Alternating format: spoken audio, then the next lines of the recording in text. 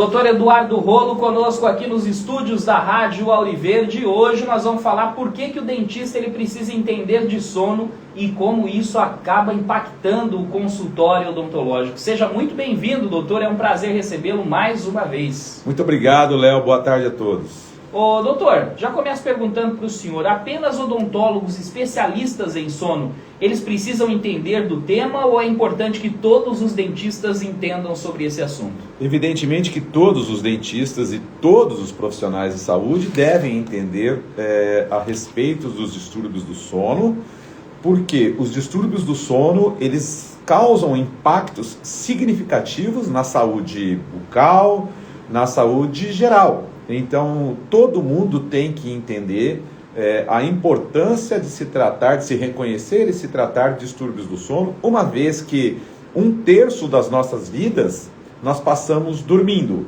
Se nós tivermos um problema durante o sono, um distúrbio do sono, uma patologia relacionada ao sono, isso vai causar um impacto na saúde geral desse indivíduo, dessa pessoa. Então, evidentemente que o dentista tem que conhecer os distúrbios do sono. Por exemplo, no caso de dentista especificamente, a gente sabe que um tratamento odontológico convencional, ele muitas vezes precisa de 1, 2, 3, várias consultas de retornos. Por exemplo, você marca o seu paciente para atender ele às 9 horas da manhã, mas ele tem um distúrbio do sono, ele chega no consultório com uma consequência dessa noite com um distúrbio do sono, e o dentista não percebe isso porque não conhece o problema. Então, isso vai impactar naquela consulta, naquele ato operatório, por mais simples que possa ser, ou os tratamentos odontológicos mais complexos, causarão um impacto diferente e o resultado será diferente também naquela consulta e talvez até no tratamento a longo, médio prazo, no sucesso final do tratamento. Então, evidentemente que o dentista tem que conhecer como qualquer profissional da área de saúde. Agora, como que esses profissionais eles identificam que os seus pacientes eles possam possuir distúrbios do sono e esses sinais eles são claros para o profissional, doutor? Olha, os sinais são claros na medida que você começa a investigar. Não é difícil você fazer a investigação no meio da consulta, por meio do que a gente chama de anamnese. Anamnese a gente examina o paciente, mas começa por meio de uma entrevista com perguntas básicas para entender aquilo que está acontecendo no sono do paciente, até para poder prescrever um tratamento específico. Então, é importante saber reconhecer quais seriam esses sinais e sintomas. O sintoma seria mais ou menos aquilo que o paciente, de forma subjetiva, relata. Quando ele chega e diz assim, eu me sinto cansado, eu não me sinto bem disposto, tal. E os sinais é quando o profissional, em geral, não precisa ser só o profissional de saúde, qualquer pessoa detecta um problema, como, por exemplo, quando alguém pergunta para esse paciente, ou então quando alguém vê o paciente fazendo ronco durante a noite. Então, isso é um sinal importante que a gente já sabe que é preciso investigar, porque muito provavelmente esse paciente tem um distúrbio do sono importante a ser investigado e a ser tratado. Então, você direciona a sua consulta e a sua anamnese logo no começo, para entender o sono desse paciente, para poder entender a vigília dele, para entender ele acordado, para poder, por exemplo, como eu estava falando das escalas de consultas regulares num tratamento odontológico, para saber qual o melhor horário, no mínimo, para atender esse paciente, porque você marca ele às 8 horas da manhã, vai fazer um procedimento um pouco mais complexo, um pouco mais invasivo, e o paciente está completamente, digamos, sonolento ou embriagado de sono, ele pode ter, por exemplo, uma alteração de humor. Então, a receptividade do paciente para aquela conduta naquele tratamento odontológico é outra de um paciente que dormiu bem porque não tem o distúrbio do sono. Só que a partir daí você pode extrapolar isso não só para a odontologia, mas para qualquer área da medicina e da saúde em geral. Se você tem uma consulta com o psicólogo e o psicólogo não investiga sono, está faltando um aspecto extremamente importante dessa abordagem com o profissional e por aí vai. Agora, doutor, e quais são as primeiras atitudes que um dentista ele deve tomar? É necessário também um acompanhamento desse paciente? Olha, a primeira atitude que o dentista, falando especificamente do dentista, do clínico geral ou de qualquer especialidade da odontologia, mas que eu entendi que você quer dizer que não necessariamente ele é um dentista da área do sono.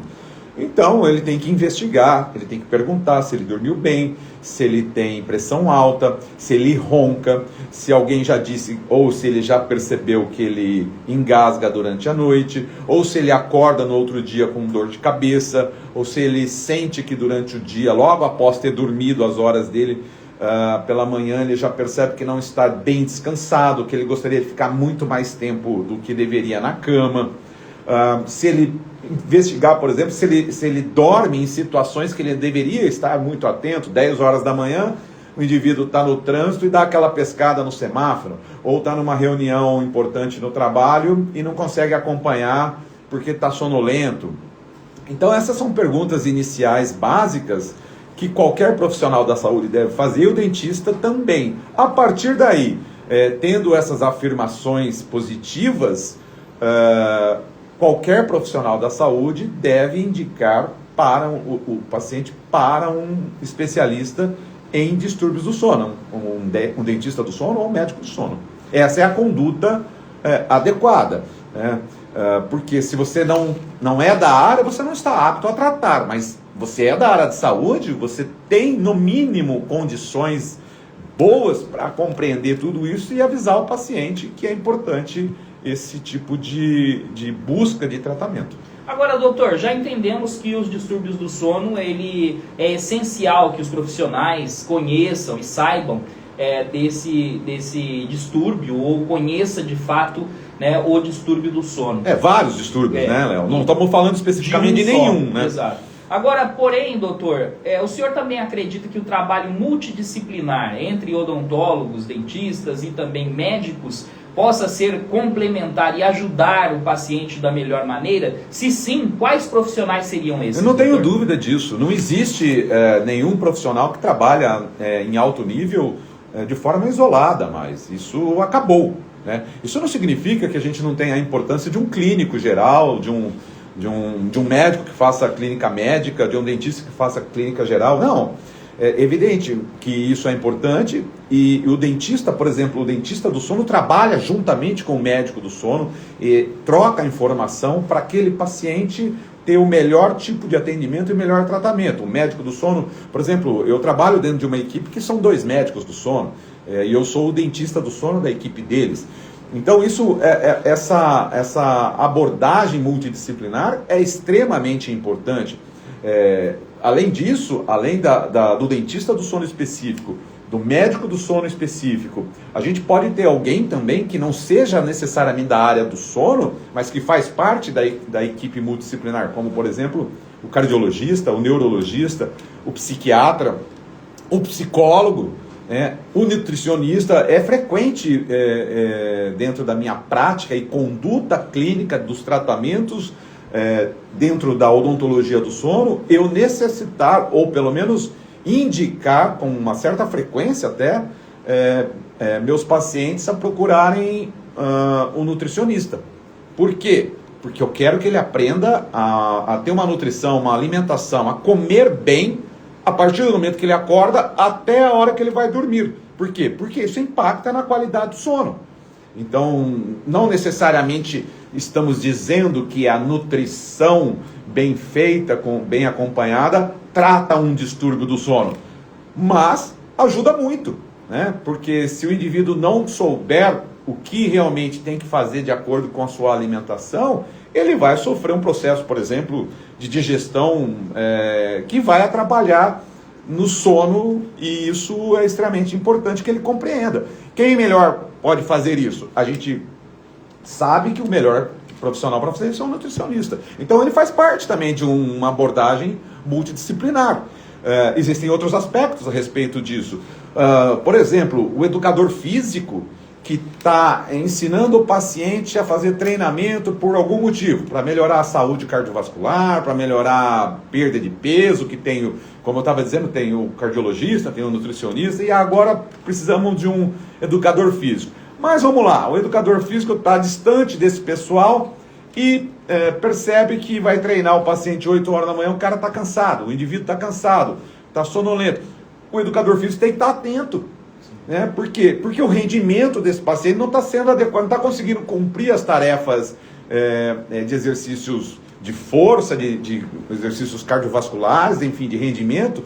Não importa se é atleta ou se é um indivíduo comum que está tentando melhorar o seu desempenho, que seja para perda de peso. O educador físico tem que entender isso e tem que avisá-lo a procurar a ajuda com os profissionais da área de sono. A gente sabe, por exemplo, aliás, eu já disse aqui na rádio várias vezes, qual o melhor suplemento para o sono? Exercício físico. Né? Só que, eu já falei outro dia também, existem pessoas que têm melhores desempenhos na parte da manhã. Tem pessoas que não conseguem, por uma série de tarefas durante o dia, vão precisar fazer a sua atividade física mais tarde. Eu já disse, por exemplo, dessa cronobiologia do sono aí, a importância de se conseguir fazer exercício físico ainda com luz do dia natural, mas nem sempre é possível. Então, o educador físico tem que entender tudo isso, né, para poder extrair ou entregar o melhor possível para aquele indivíduo que está buscando uma melhoria da sua parte física cardiovascular. Muito bem, esse é o nosso querido Dr. Eduardo Rolo aqui na programação da Auriverde. Doutor, as pessoas que quiserem encontrá-lo nas redes sociais, como podem fazer? Léo, eu uso o Instagram, que é o @dr.eduardorolo. E também os vídeos estão indo para o YouTube, é o mesmo @dr.eduardorolo com 2 L's. Muito bem, não perca tempo, siga lá o nosso querido Dr. Eduardo Rolo no Instagram e também lá no canal do YouTube. Um abraço, doutor, grande abraço para o senhor. Obrigado, Léo, grande abraço.